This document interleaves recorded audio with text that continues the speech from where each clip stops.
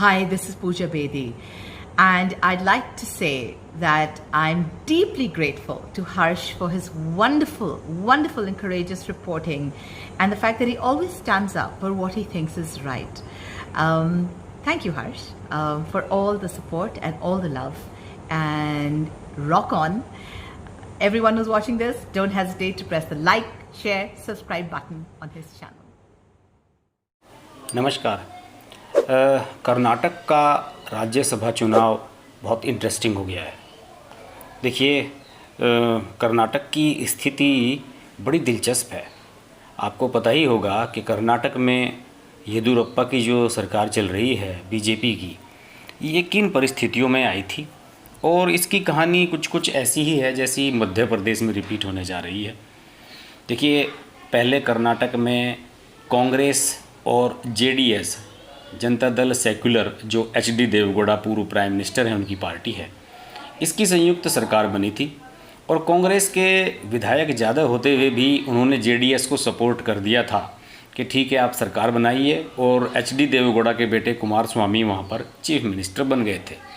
लेकिन ये सरकार साल भर भी नहीं चली और कांग्रेसियों ने उन्हें बड़ा खून के आंसू रुलाए, बड़ा परेशान रखा, और कुमार स्वामी बेचारे कई बार रोए और अंत में उन्होंने इस्तीफ़ा दे दिया। और फिर वहाँ पर एक अजीबोगरीब घटनाक्रम हुआ। वहाँ पर कांग्रेस के जो विधायक थे उन्होंने इस्तीफ़े देने शुरू कर दिए, येदियुरप्पा के समर्थन में चले गए। फिर उपचुनाव हुआ और जो कांग्रेस के विधायक थे वो फिर बीजेपी के टिकट पर चुनाव जीत गए। वहाँ पर लगभग 14-15 सीटों पर उपचुनाव हुआ, जिनमें से 13 सीटें बीजेपी ने जीत ली और वहाँ सरकार बना ली येदियुरप्पा ने। तो यहाँ का बड़ा दिलचस्प घटनाक्रम था।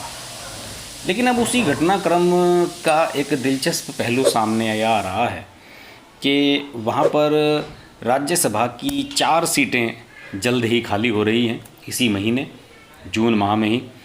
और इनमें से 2 सीटें कांग्रेस के पास हैं, 1 बीजेपी के पास है और चौथी सीट जेडीएस के पास है। देखिए, कांग्रेस के जो राज्यसभा सांसद रिटायर हो रहे हैं वो हैं बीके हरिप्रसाद, जिन्हें आपने राज्यसभा का संचालन करते हुए देखा होगा कई बार, और प्रोफेसर एमवी राजीव गौड़ा। ये 2 तो हैं कांग्रेस के राज्यसभा सदस्य जो रिटायर हो रहे हैं।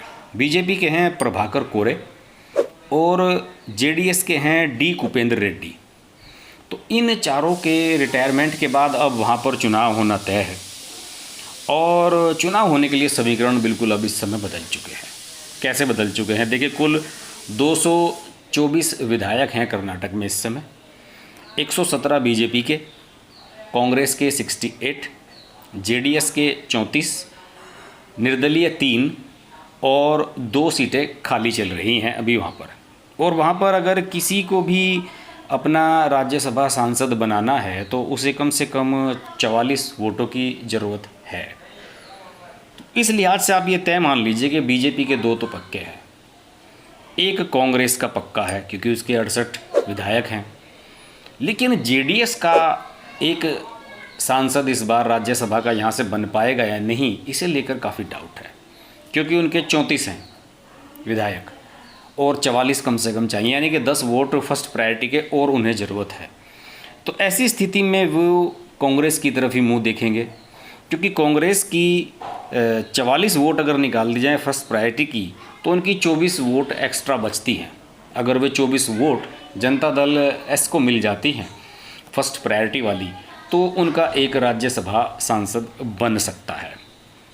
लेकिन अब स्थिति यही है कि कांग्रेस ने फिलहाल ये स्पष्ट किया है कि अगर एचडी देवेगौड़ा स्वयं जाना चाहें, राज्यसभा सांसद बनना चाहें, तो उन्हें समर्थन दे सकती है कांग्रेस, उनके वोट उन्हें मिल सकते हैं। इस पर अभी हालांकि सहमति नहीं बनी है, लेकिन मुझे लग रहा है कि अंत में सहमति बन जाएगी। और एचडी देवेगौड़ा बड़ा नाम है, प्रधानमंत्री रहे हैं, और निश्चित रूप से उनके नाम पर अगर सहमति बनती है तो जनता दल एस का भी फ़ायदा होगा। उनकी 1 सीट राज्यसभा की जाएगी, दूसरी आ जाएगी, तो कांग्रेस की 1 सीट है घटेगी निश्चित रूप से। वो तो उनकी समीकरण बता ही रहे हैं, लेकिन वो चाहें तो जनता दल एस के साथ अपने बिगड़े हुए संबंधों को सुधार सकते हैं अगर वो एचडी देवेगौड़ा को सपोर्ट कर दें तो। दूसरी ओर सबसे बड़ी जो प्रॉब्लम है वो बीजेपी के सामने है। प्रॉब्लम क्या है? देखिए वहाँ पर 2 सीटें बीजेपी निश्चित रूप से जीतेगी, ये तो तय है, लेकिन उसके लिए दावेदारों की लिस्ट बहुत लंबी है। जो कुछ नाम मैंने ढूंढे हैं वो बड़े दिलचस्प नाम हैं। जैसे अभी ये रिटायर हो रहे हैं प्रभाकर कोरे, ये एजुकेशन किंग एजुकेशन बैरन माने जाते हैं वहाँ के, बहुत बड़े, और ये फिर से इंटरेस्टेड हैं टिकट लेने के लिए, लेकिन 2 बार लगातार रह चुके हैं।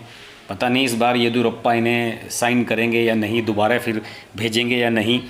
और ये भी तय मान लीजिए कि यहाँ पर जितने भी टिकट फाइनल होंगे, राज्यसभा का अगर टिकट 2 लोगों को मिलेगा तो येदियुरप्पा को अवॉइड मोदी या अमित शाह या जेपी नड्डा बिल्कुल नहीं कर सकते, क्योंकि येदियुरप्पा अपने दम पर वहाँ सरकार चला रहे हैं और वरिष्ठ नेता हैं, बहुत पुराने दिग्गज हैं, उन्हें अवॉइड नहीं कर सकती बीजेपी।